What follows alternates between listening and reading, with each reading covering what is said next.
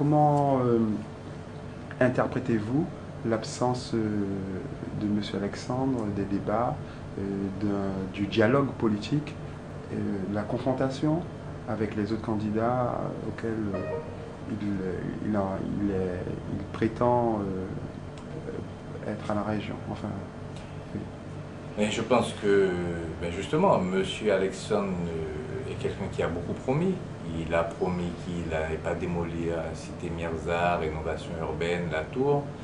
Il a promis qu'il allait faire en 6 mois, il allait refaire l'avenue d'Estrée. Il a promis qu'il allait enlever les toxicomanes de la ville. Il a beaucoup promis et il n'a pas tenu. Et je pense qu'il est un petit peu gêné à ce niveau-là. Et donc il évite la confrontation lors de débats où d'autres pourraient l'interroger sur cela. Donc il préfère utiliser la voie du discours unilatéral où il n'est pas contesté.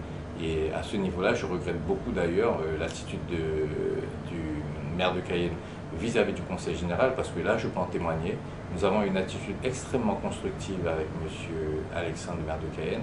Nous nous sommes engagés, nous avons répondu très rapidement à ces sollicitations. Par exemple, le président Tien Long a spontanément, sans dossier, accordé au titre de la voirie et de l'assainissement 800 000 € par an sur 3 ans. Il ne pouvait pas aller au-delà parce qu'au bout de 3 ans, la mandature du président prend fin, sans qu'il y ait aucun dossier. Il a dit d'accord et ça a été fait.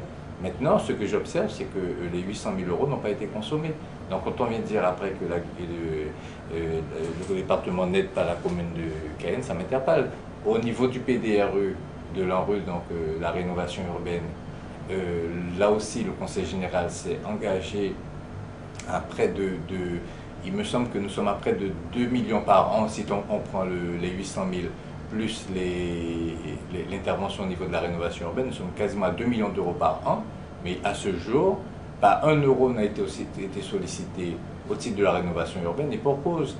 M. Alexandre se mêle sans avoir aucune connaissance des dossiers, des aménagements sur lesquels nous travaillons actuellement en partenariat avec l'État, mais dans un but polémique. Par exemple, il cite l'aéroport de Grand-Santi, la route de Cacao, alors que nous avons des réponses techniques sur des dossiers que nous menons et que nous menons en toute compétence avec les services de l'État, et les choses avancent à leur rythme. Et il y a des explications, là où il y a des retards, il y a des explications dont les élus des communes concernées sont informés, mais là on est dans la polémique. Alors c'est un personnage qui apparaît comme une victime sur les médias publics, mais nous savons qu'au travers de ses écrits et de ses déclarations, quand il les fait tout seul dans des conférences, qui assassine le département, qui attaque très fortement le département, et là je le regrette parce que nous avons toujours été un allié loyal de la commune de Cayenne. Et nous continuerons à l'être